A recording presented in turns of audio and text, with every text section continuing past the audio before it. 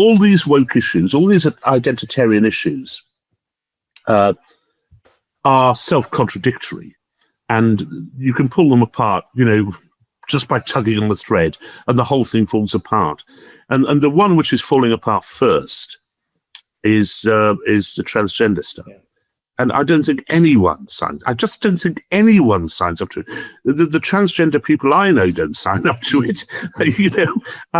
No one signs up to that stuff. I think the culture war is as important, if not more important, than the economic stuff. The culture war is not a war between two equal sides. It's a kind of assault on the country by a small minority, but supported by a liberal elite. Or tacitly supported and sometimes explicitly supported by a liberal elite. And I think that is what the British people really, really don't like at all. I do think we're at peak wank. I think the wave of wank is sort of tilting over like that. To conjure up a nice image for you. The phrase you used when we did a live podcast, I think it must be 7 years ago. It was a long time ago now. Yeah. You refer to it as peak wank, which is another way of saying peak woke, I guess. I think you were probably a little bit premature because the craziness did carry on for a little bit longer. I always am in circumstances like that. Let's just talk about the trans thing to begin with, because I think you're right. That seems to be going. It just came from watching an 18-stone basketball player punching some woman in the head. That's what it came from. It came from court cases arising out of the Tavistock Clinic. It came from that kind of stuff. And it came from a sort of general reawakening of sense that you can't tell people... You can't tell people a downright lie, which is what they were doing. They were telling kids, they were telling the rest of us downright lies which must not be gainsaid. And I think a lot of that has gone. Yes, undoubtedly, the trans stuff was helped greatly by the arrival of the TERFs, who are now beginning to get on my tits a bit, actually. If I could just say, just between me and you, that's all they've been banging on about. If they laid the road, right, which led to this absurdity with gender. They actually got the tarmac out and laid the road for it. Where they used to hold three thoughts simultaneous of this, which was men subjugate women, women are better than men, there's no difference between men and women. And they were able to argue those three things simultaneously without blushing. And as soon as you've said there is no essential difference between men and women, you've got your first fucking trans toilet block, basically. Yeah. So I think it's time for a bit of introspection on the part of these TERFs who haven't half been coining it in the right-wing press. Right-wing press takes on all these lefty women who have just spent the last 5 years going, trans! That's right. Right, well, it's gone. And now what are you going to write about? The rather interesting thing is that some of them, the more thoughtful, it's as if the scales have been removed from their eyes, and they're now saying, oh, yes, Israel does have a point, doesn't it? All the things they'd argued against for years. Yes, men are treated terribly well at the moment, and so on and so on. Yeah. Anyway, that was a spiteful digression. Do you have more sympathy with lesbians who seem to be becoming extinct as a result of what's going on over the past few years? They are. We're going to have a kind of reintroduction program like they've done with red kites in the Chilterns, and one day we may see lesbians flying above the hills of southern England looking for carrion. Some of the feminists I talked to today, especially lesbian feminists, are very angry about the way this Me Too victimhood thing has been clambered into with such alacrity. It's not them. They don't think of it as them. And I know the women who write for Spiked think similarly, Ella. One of the things I wanted to ask you about was the growth of this victim culture, which I think is one of the biggest problems we face in political terms at the moment, particularly among younger feminists, particularly on campus, where the argument is, well, you know, everything from a man asking us on a date to regretted sex to, you know, the tweeter who said something mean about how I look is held up as proof of patriarchal repression. And there's to someone who said hello to her on a train. Yeah. I remember that article. That's right. Some bastard. Yeah. Some nasty patriarchal bastard said, hello. You cunts. How dare you? How dare you? Bizarre. People are often surprised to hear that you come from the left. You grew up a Labour person. You're now an SDP person. How do you describe what has happened to the Labour Party, how it made that journey from being founded to represent the working classes to having this complete sneering attitude to working class people today? It's interesting. I mean, it began, I suppose, with Mandelson, Campbell and Blair, in that they looked at the previous election results, 83, 87, 79, and to a degree 74, where that process was beginning, and saw that what they thought of as being the blue-collar vote could no longer sustain a Labour government. It wasn't enough to get the Labour Party over the line. And that was the explicit plan of Peter Mandelson and Roger Liddle and all those people who were associated with the Blair project, which was they had to reach out to the middle class. And kind of some of it worked. I mean, in some ways, they also reached out to the aspiring working class who no longer considered themselves working class, but who probably these days are now more in that bracket. And so that was the start of it. But it's as ever the case with political and cultural means that it's very, very difficult to stop them once they've started. And the Labour Party, therefore, drifted further and further and further towards that redoubt of not raising taxes, of not nationalising, indeed of privatising, which Blair did, of shedding the red flag, of shedding every blue-collar element which accompanied the Labour Party. And so what you saw over the following 2.5 decades, from 96 onwards, and I remember talking to Tony Blair in 1996. I had lunch with him in Islington, of course, in Granita, I think, in fact. I asked him about what things were up for grabs. You know, he was trying to change the party. You'll get rid of Clause 4. You haven't got to get rid of Clause 4. Everything's up for grabs. He could even at that point consider being in favour of capital punishment. He said everything is up for grabs. Everything. In other words, the party kind of didn't stand for anything. And then over the following 20 years, because that process had been set in train, working class voters began to desert the Labour Party, and they began to desert the Labour Party at the turn of this century in small numbers, partly horribly in some cases in the Northwest for the BNP, who they felt were looking after their interests better than the Labour Party were.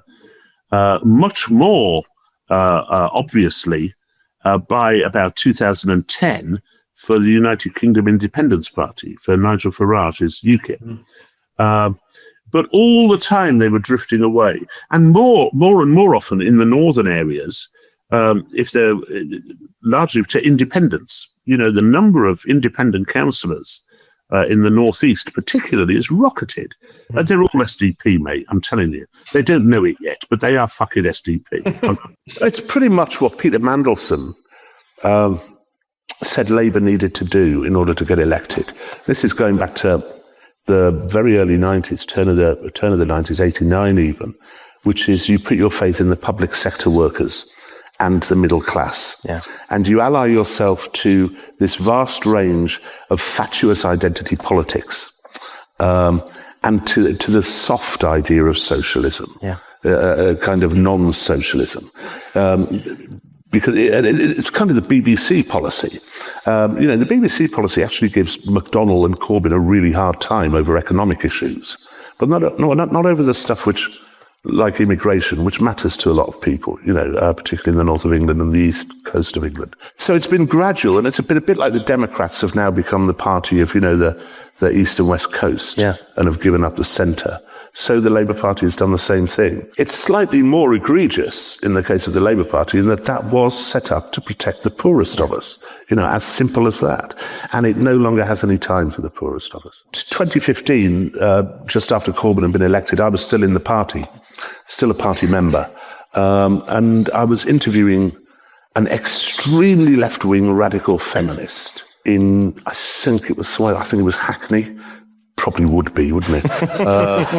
Anyway, and after the interview finished, I said, so you mentioned you're a member of the Labour Party, are you? She said, yes, I am. I said, oh, what ward are you in? Because I was a ward member. I used to go around with the leaflets and everything. I said, oh, I don't know. I said, well, have you been to a meeting? No. Once she was one of the 3 Quid members, had no interest in improving stuff in her area, in the lives of the poor, the blighted poor. It's a kind of, it's what Tom Wolfe called radical chic attitudinalising, isn't it? Yeah. It's bollocks, basically.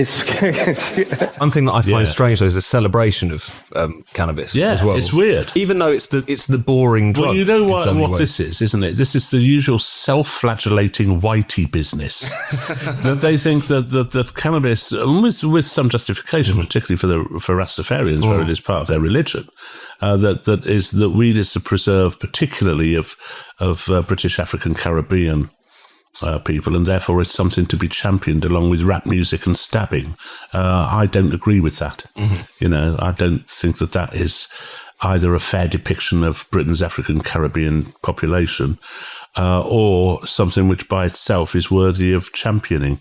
And I think it's more whitey liberal self-abnegation and knee-bending. The first thing I want to ask you is whether you have taken the knee over the past couple of weeks, whether you have partaken in this incredibly important ceremony that our footballers have been doing on TV every other night.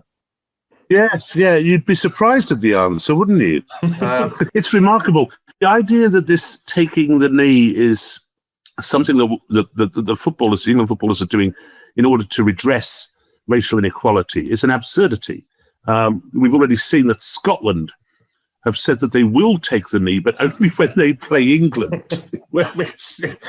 So clearly it's nothing to do with race. It's to do with the amour propre and the vanity project and grandstanding and virtue signalling that the FA and Gareth Southgate and probably some of the England team are engaged in.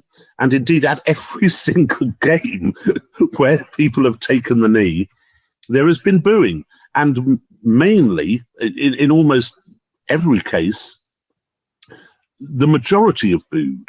I mean, the idea that people are behind this is an absurdity. And it's become increasingly absurd during the European Championships, where three teams have taken the knee so far.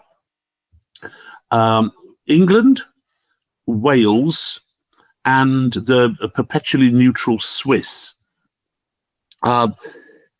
No one else has. So is the implication, therefore, that the Ukrainians and the Italians and the Turks and the Croatians are all racist? Is that what we're meant to think? Mm. Are the Scots racist today because they didn't take the knee yesterday, but redeemed and uplifted to the nirvana of a racially equal heaven on Friday when they will bow before the England team? It has become ludicrous.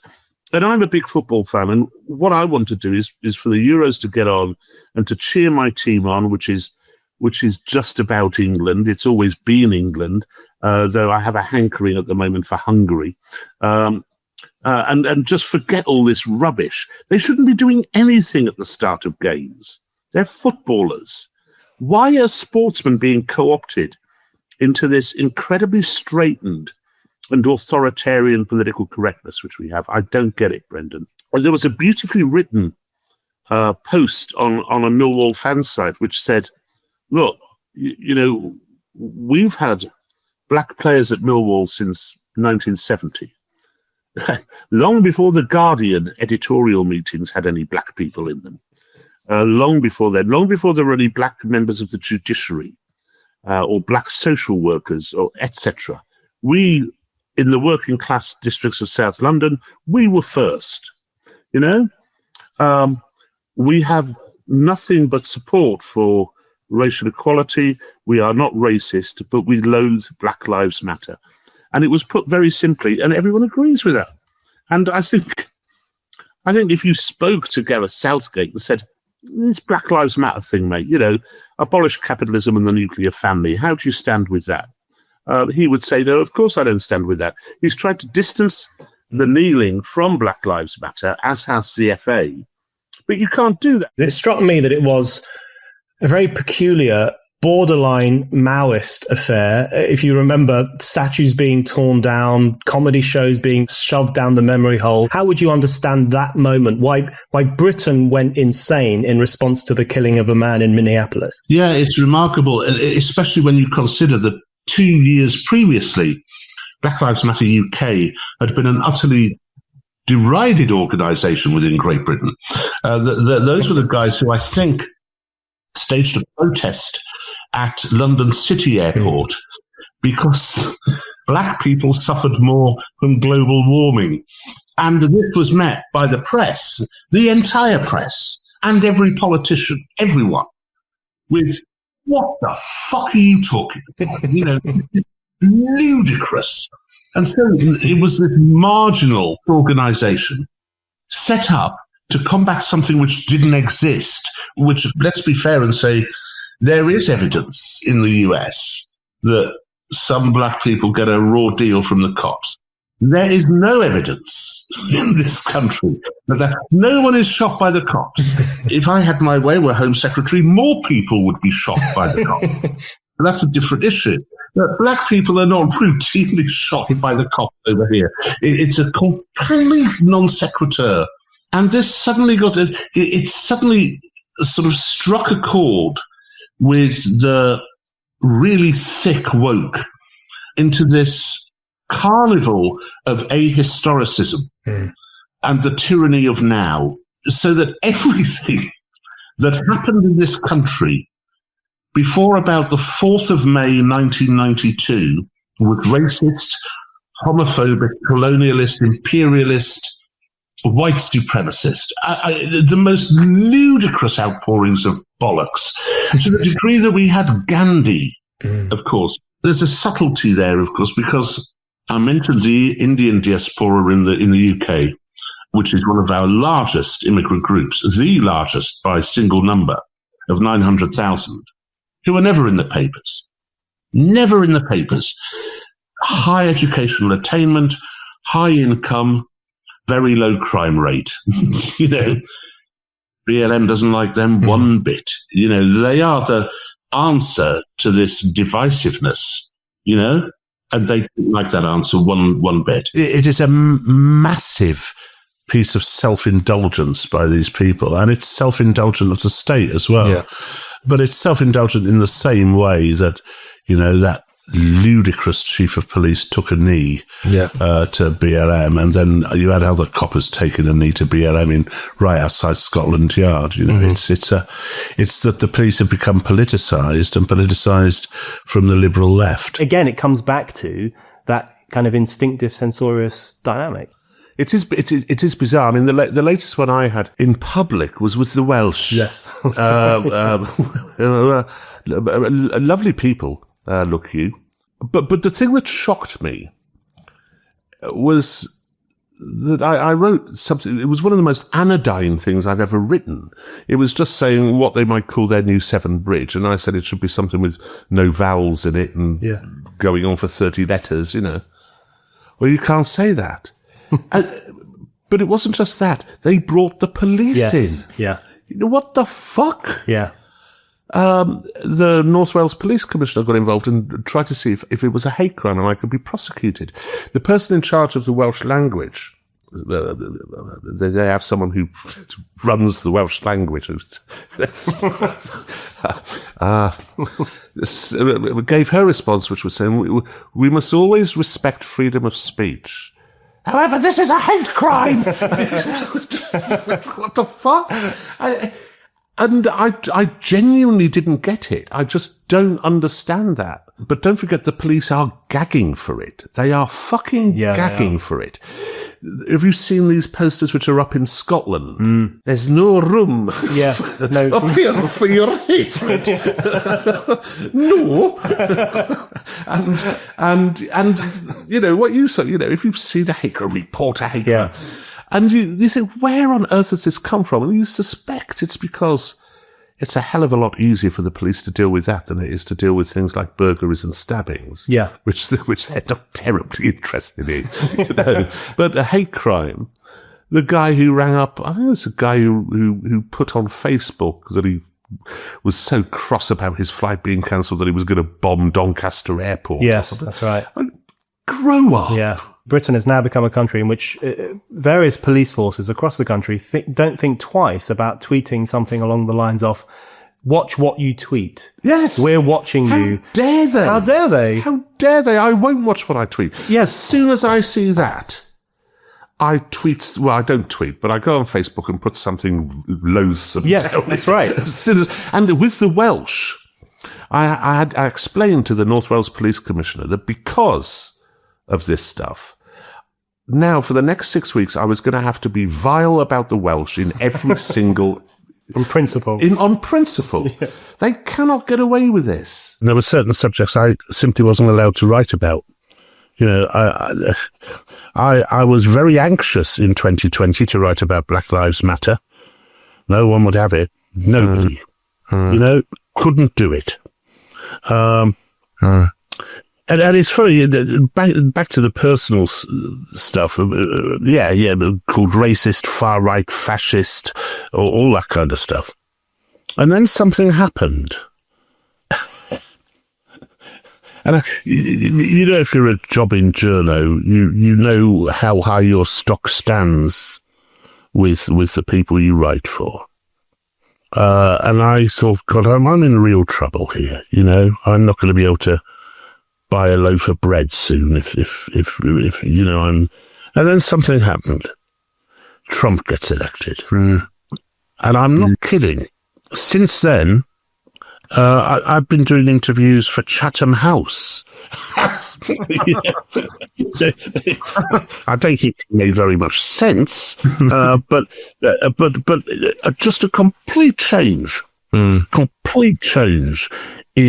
the way the papers, the media, suddenly started looking at these questions of immigration, of homeland security, and of wokery. They changed completely. Around the Western world, the second coming of Donald Trump has had an extraordinary impact. And why wouldn't it? You know, 77 million people, working class people from every race, voting for this man who we were told was Hitler 2.0 because they trust him more than they trust the old establishment. I mean, that is an extraordinary epoch defining event by anyone's standards. Does that make you think that the victory of Trump was a good thing, even despite your reservations about him? Which you might say something about what your reservations are. Yes, it was. Yes, I think it was a good thing. Almost without caveat. The caveat is that he's grotesque. That's the caveat. And I think possibly in many cases rightly has scant respect for the institutions, whether they be the constitutional institutions or otherwise. But the remarkable thing, Brendan, was that this change happened instantaneously.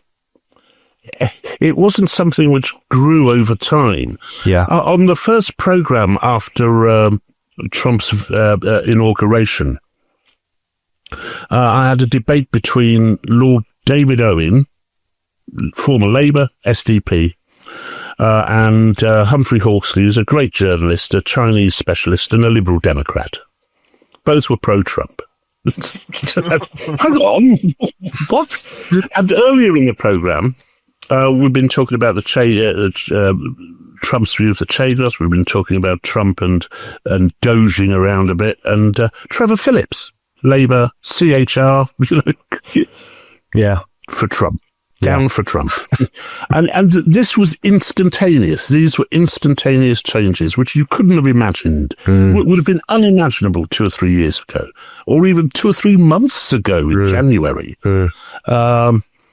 So he's completely changed the agenda and the axis upon which politics revolves. I don't go along with the Overton window theory, I'm afraid. I think it's more complex than that. But nonetheless, Trump has shifted everything, not to the right, but just away from the pusillanimous, fact-denying left. Yeah. It's all stopped. It's remarkable. You cannot talk about Brexit without using the word betrayal. Yeah. And if you don't use the word betrayal, you're not actually telling the truth as it stands. I think it is a betrayal. I think it has exposed to everybody, particularly working class voters, that they are held in utter contempt. They're considered to be sick, racist, xenophobic, ill-informed. And that's one of the ways in which I think the narrative changed. They're very important to the Remainer, the hardcore Remainer narrative, which is to assuage their guilt at saying, you're not having Brexit. We do not support Brexit when it was a democratic decision, is to suggest that that democratic decision was flawed or was voted on by people who are themselves not democratic because they're xenophobic. Yeah. One of the most important lessons of Brexit has been the unresolved nature of the historical issue of democracy. So we all thought we had the right to vote. We all thought that, the suffragettes and the Chartists and all these great movements for the right to vote had secured that for us. And then we get to 2016, 2017, and we realize that's not actually the case. Ever since I was a kid, and well before then, for a good 150 years, certainly 100 years, we've been of the opinion that democracy is a kind of given. Yeah. That it is this thing that will always exist, forgetting that it's actually a very fragile thing and that it depends entirely upon the losing side having the grace to accept that they're on the losing side. Yeah. You're my favourite Conservative politician, Anna Soubry. So Anna Soubry said on June the 23rd, before the vote, everyone must respect this vote. This is a vote of the British people. June the 24th, she actually said, I only said that because I thought we'd win. She is so fucking stupid. It's beyond. It's not all the Remainers. This is an important point. A load of stuff was written about the demographic of these ghastly people who voted Leave. These 17 million people. Who on earth are they? And loads of people came up with this thing that they were undereducated and low-paid jobs and everything. Not quite true. Once you have a look at the Remainer demographic.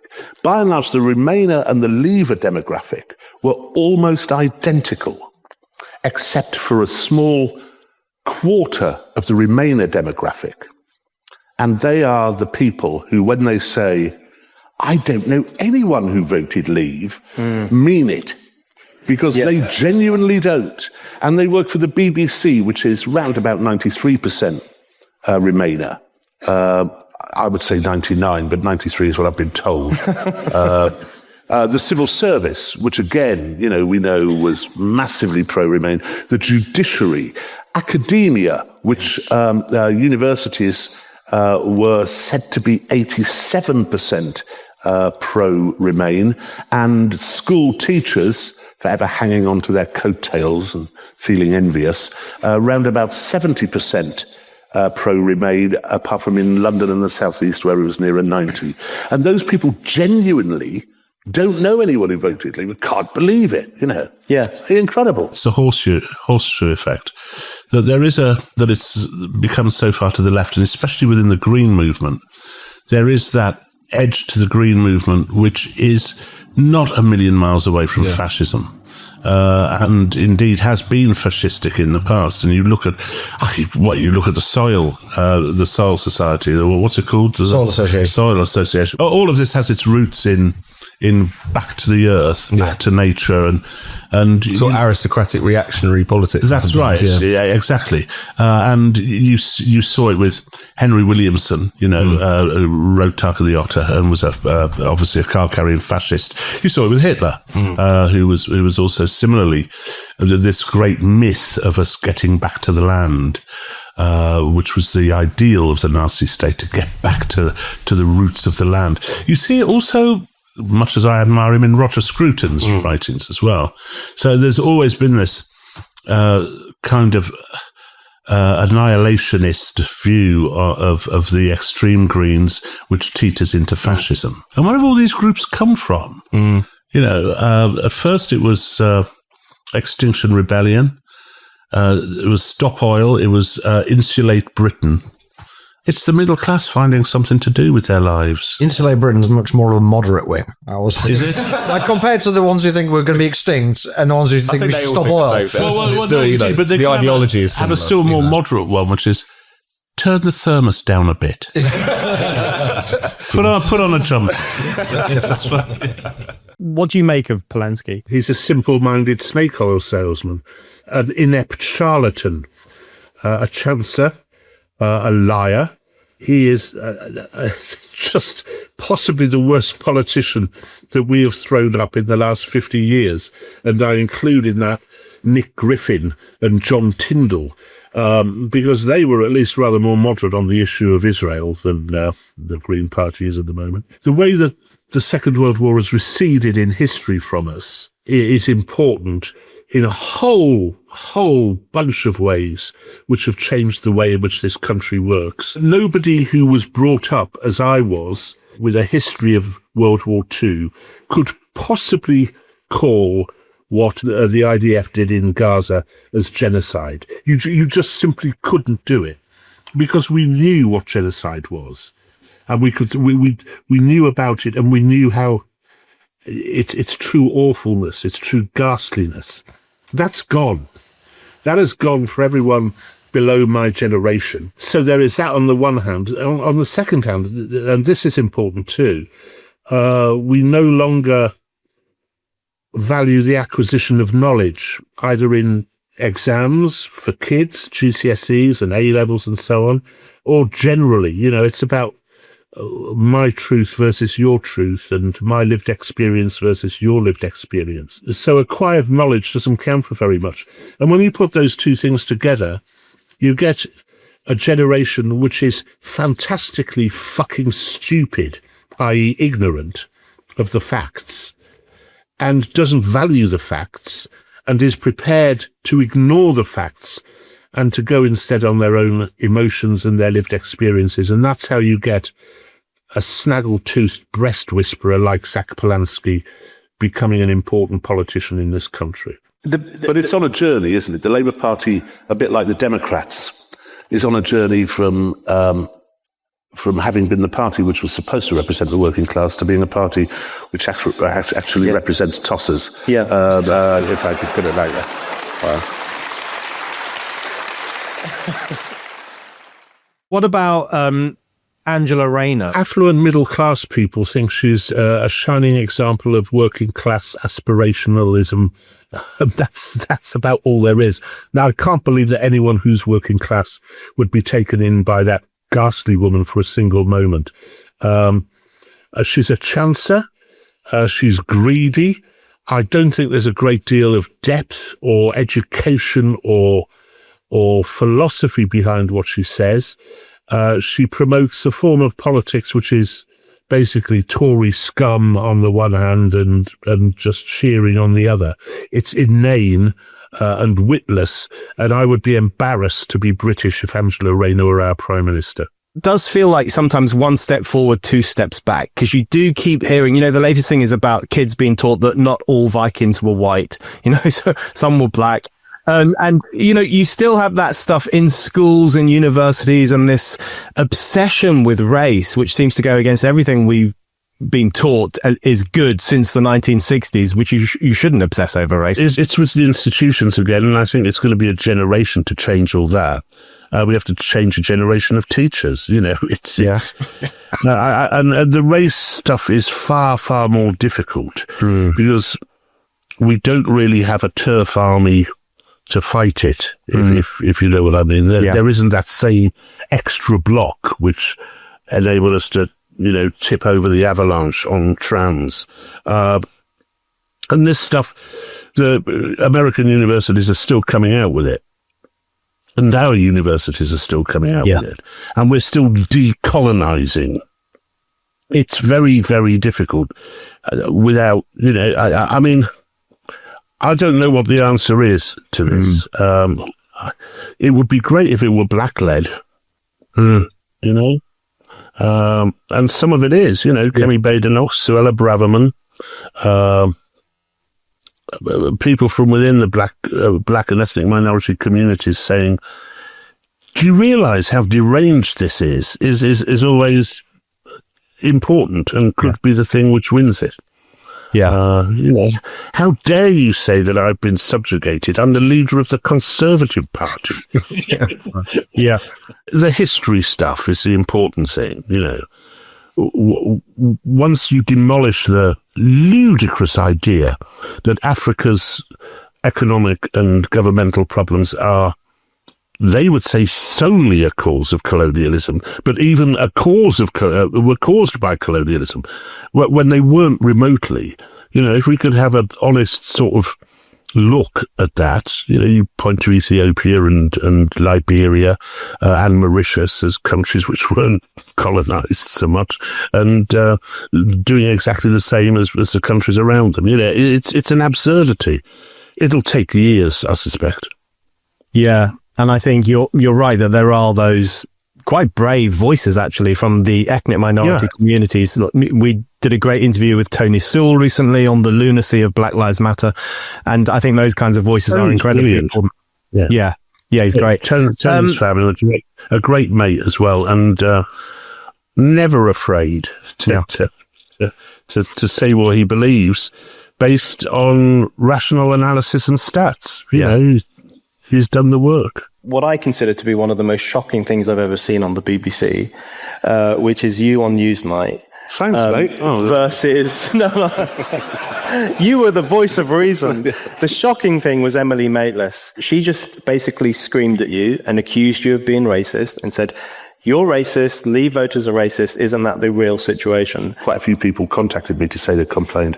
And the procedure they have to go through is just utterly sort of will-sapping. You know? And so the first complaint was rejected. No, we think she was exactly right to tell that twat where to, you know.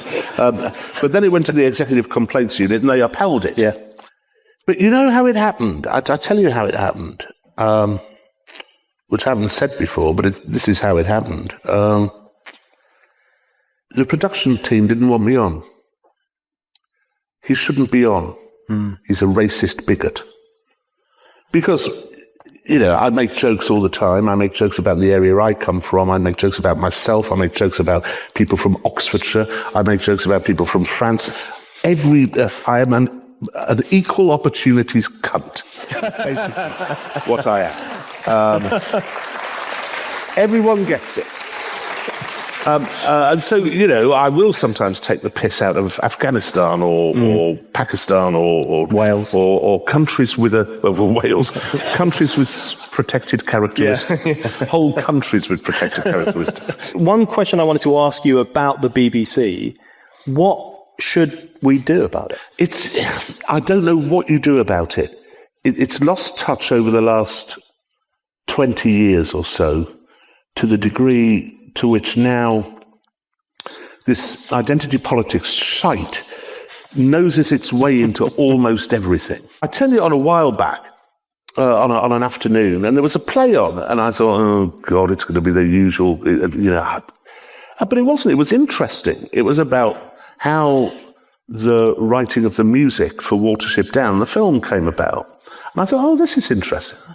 Why are they doing this? Why are they doing this? 10 minutes in, he's transgendered. I mean, and then, of course, they did Watership Down on the BBC.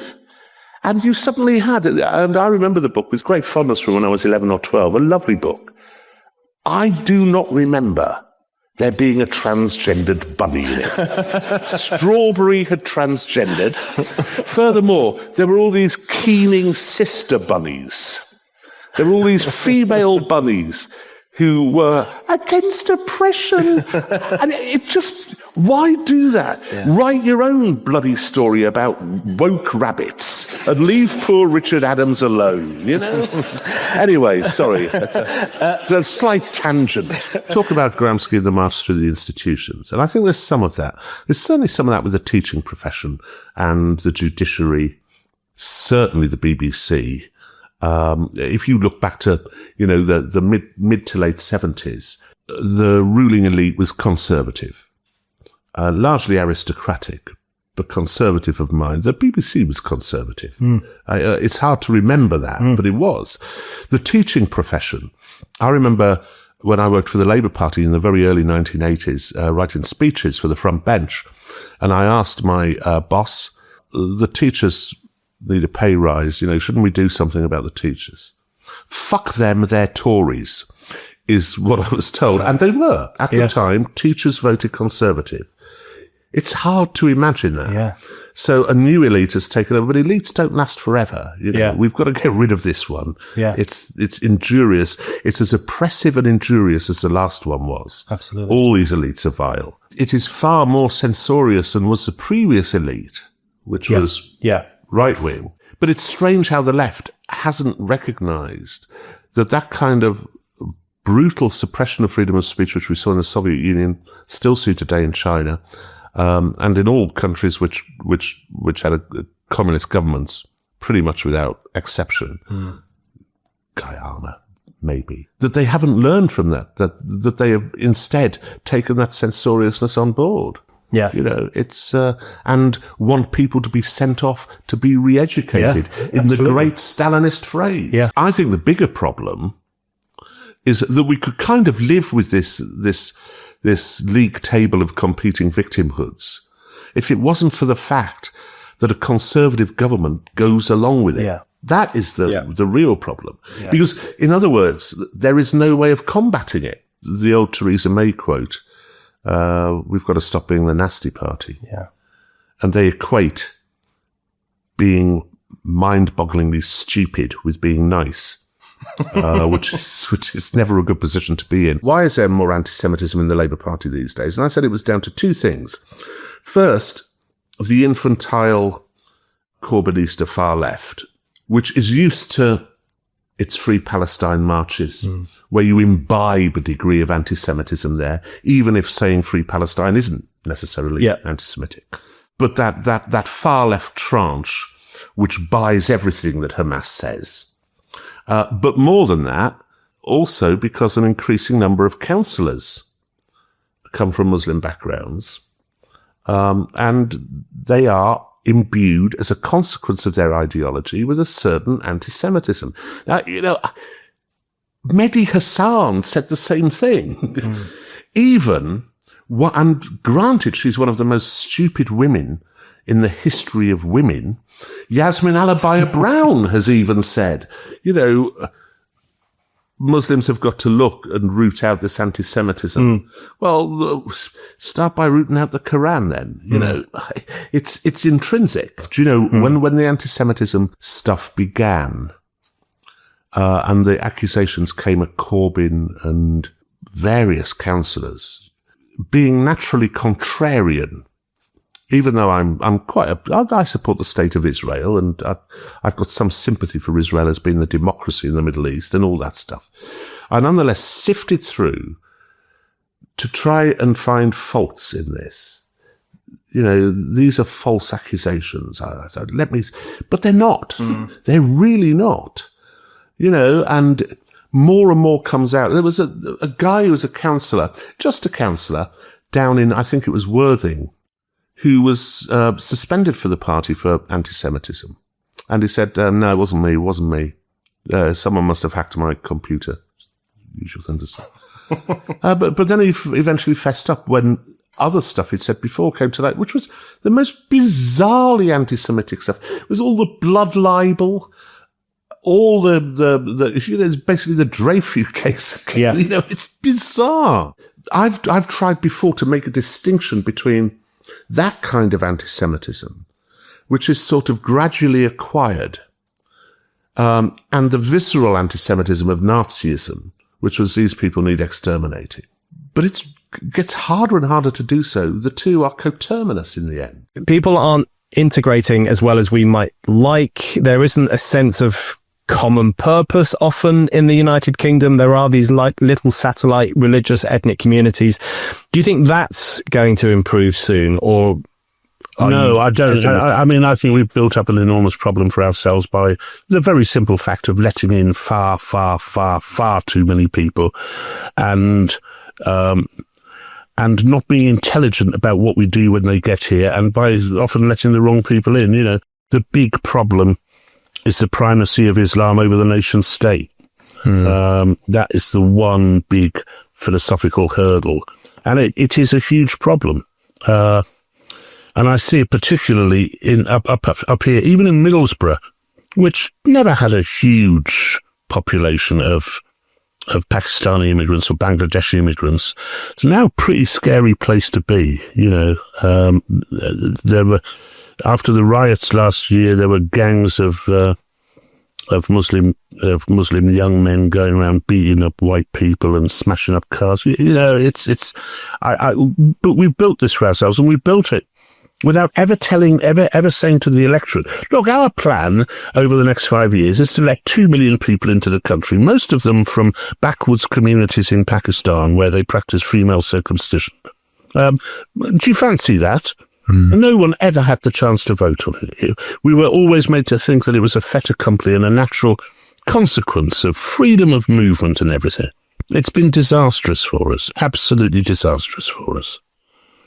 And when you hear a Labour MP channeling Enoch, you know how disastrous it's been for us. Only one party out of that 16 is saying anything about Batley Grammar School and the appalling treatment meted out to the teacher there, and that's the Social Democrats. We are the only ones, and we've made it the main plank of our policy that this is an election about freedom of speech and what should happen in this country. That we shouldn't have people going into hiding in this country because they're scared of freedom of speech. We are the only ones doing it. The Labour Party candidate is desperately attempting to cozy up to the Muslim community.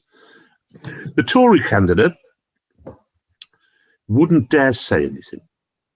Local councillor wouldn't dare say anything. So the two main parties, Labour and Tory, there's this massive issue there. Exactly as one of I just saw one of the questions come up from one of the viewers saying, we've had this in France. Yes, that's exactly, this is our France moment. Here's a case where a teacher is still in hiding, and two other teachers as well, by the way, as well, and been given very little support by their union, and is having no purchase whatsoever in this election, apart from a minor party such as ours. It's shocking. It's shocking, and but it's predictable. They're scared. They're scared of doing it. They're scared of upsetting the wrong people. Someone gets blown to smithereens, and who's the perpetrators? You don't get told. Sometimes you get told they're Norwegian. Yeah. Because this is a bloke from Somalia who spent a few weeks in Oslo, Sometimes you're more often told, police believe that this is not terrorist related, but that the offender was mentally troubled. Yeah. Well, we're all fucking mentally troubled. I mean, and it's an invasion. Yeah. And the public don't buy it, and it stokes up resentment. If you don't call this stuff out, it really stokes up resentment amongst people who, much as with Rotherham, the Rotherham sex abuse scandal, believe that their fears are not taken seriously, for reasons of political correctness. And it's shocking. It brings to mind after the Manchester Arena attack, and Andy Burnham, the mayor of Manchester, described it as an attack by an extremist. Yeah. And Morrissey said an extreme what? An extreme rabbit? What are we talking about? Exactly. And it's that unwillingness to say those words. But I think... Whereas Melbourne... So when there was the attack in Melbourne, as soon as Melbourne happened, it was very easy and right to far-right extremists call out the ideology, explain where it comes from. That's fine. But do the same thing. The obsession with Islamophobia, this notion that anyone who criticizes Islam or demeans Muhammad or whatever else they might describe it as, is being phobic, is being prejudiced, is punching down. Why do you think that idea, the idea of Islamophobia, has such a grip on certain sections of society to the extent that they are scared of standing up for a public servant whose only crime was to teach kids about blasphemy in a religious education class? Because it's part of the same paradoxical universe in which they live, and which somehow they manage to square the circle. So they will be furious about any notion of Islamophobia, but equally furious about any notion of homophobia. And so, of course, they will be enraged if a Ulster Unionist baker refuses to ice someone's cake. But when you're pushed off the roof of a building in Tehran, they couldn't give a fuck. I mean, this is the point. It's an important point, because it gets to the heart of why the middle-class liberal Bien Pensant left is so authoritarian and so intent upon closing everybody down. It's because their arguments make no sense once you tie them all together. And as soon as you pull at one strand, it all falls apart. So they cannot bear being gainsaid. The terrible murder in Paris of the history teacher who had dared to share some representation of Muhammad with his class, having given them the option to opt out of seeing this. And under our law, as was drawn up by politicians in the House of Commons and has been passed around to various councils and has been agreed by various city councils across Great Britain, to link Islam with that terrorist attack would be a case of Islamophobia. But how could we not? I mean, it is impossible not to. And so that's where the problem lies. And, I'm not someone who loathes Islam full stop at all. I think Islam, and we may differ on this, but I think Islam retains in this country something which the rest of us have lost, which is, a certain humility before God, for example. Which we've long since lost, a respect for the elderly, a respect for the traditional family, and a respect for charitable giving, a whole bunch of stuff which we've kind of done away with to our great discredit. And Islam still has all that. But there are elements of Islam which simply aren't compatible. And one of them is a tendency towards antisemitism. One of them is a sexism towards women. Another is a somewhat primeval approach to gender, And so all those things are things which I think we have a right to question. And I talk to leaders of Muslim groups all the time, and I'm shortly to go to Pakistan to talk to some Muslim MPs there about Islam in this country and what the problems are, where is the difficulty to fit in and everything. And we'll do everything I can to help to improve relations. But the bottom line is we have to have a freedom of discussion about this stuff. We have to be able to talk about it, What do you think motors that cowardice that we often see in the UK religious, political, cultural establishment when it comes to talking about problems of Islamic extremism? Well, it's not just the bishops, of course. Owen Jones didn't say very much about it either. None of the left did. And you wouldn't be surprised by that because they never do, any more than they did about Rotherham. You don't see Owen Jones writing about Rotherham very often. And it's because I think at the heart of it is the fact that their entire program is fallacious and deluded, and it's based on contradictions. And they cannot allow that stuff in to their thought process because it destroys the argument. It's a bit like when Samuel Paty was killed, it's that thread on the jumper, a mohair jumper knitted by a moron, that you pull on that thread and the whole fucking thing comes apart because there's no basis to it. It is not rooted in reality. It is not rooted in the real world. They are incapable of understanding that there is an element of Islam believed by rather more people than we would like to admit, which is offensive in the proper meaning of the term, that it wishes to attack other faiths. And they cannot accept that. And you will talk to them about it, and they say, well, what about the Baptist Church in Texas? No, look, I'm talking about the people who do most of the terrorism in the world today. You know, I'm not talking about 5 Appalachian fucking half-wits. I'm talking about the 5 pillars of Islam, about Islamic countries which sponsor this terrorism.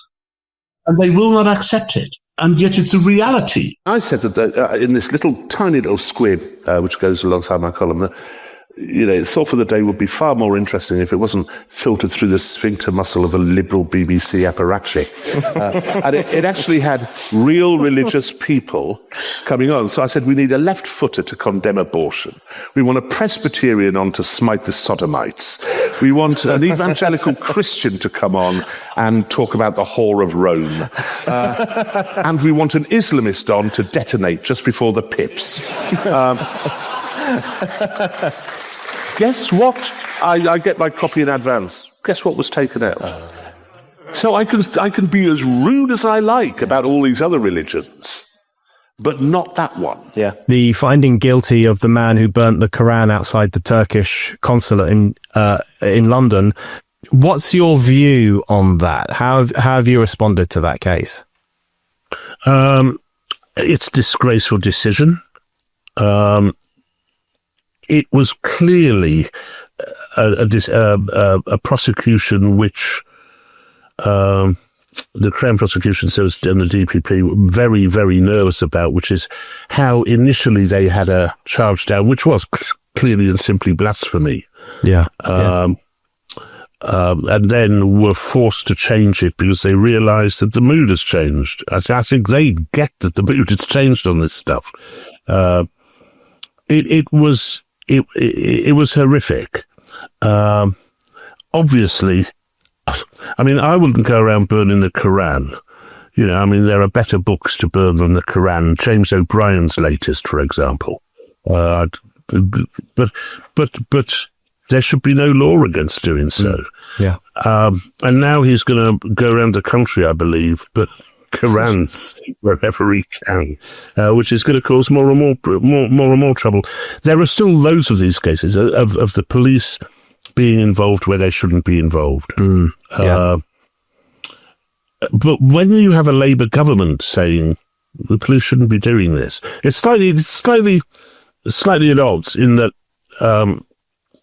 some of this is a consequence of governmental intervention and involvement in the prosecution of people who took part in riots a year ago.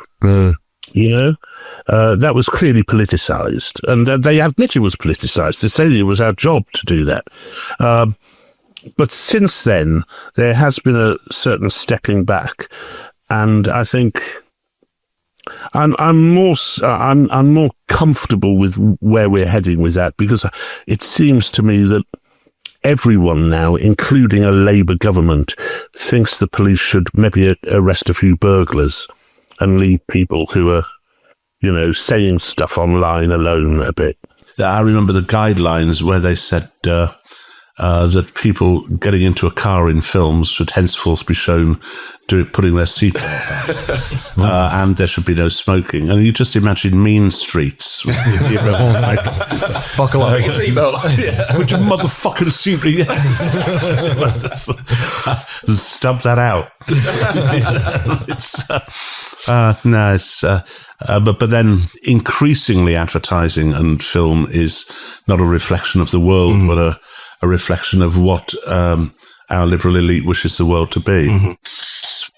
I don't know if you heard that. That was a can of beer being opened, by the way. Which is, and an alarm immediately went off in the background.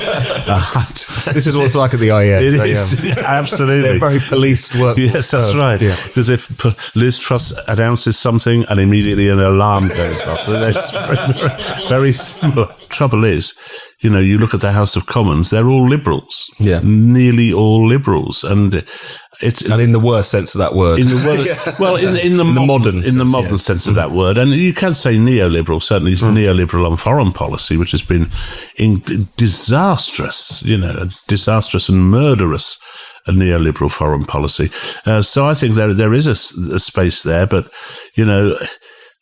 You're met when you're a small party as we are, with only 2,000 or so members. It rises every week, and we win council seats and stuff like that. But to break through, you either need PR or you need some massive defection or a celebrity, as someone inane. Preferably someone utterly inane suddenly saying that they are a member of the SDP. Someone from Strictly or something. You say, I'm now SDP. And then suddenly you go, you know, the rest of the country goes, I am as well now. So it's a rather jaundiced view of democracy. But there we are. Sorry, it's another plug for my party, but you know what we look at it as is that we look for the commonality between us all, you know, not the stuff which divides us, because this identity politics stuff is so divisive.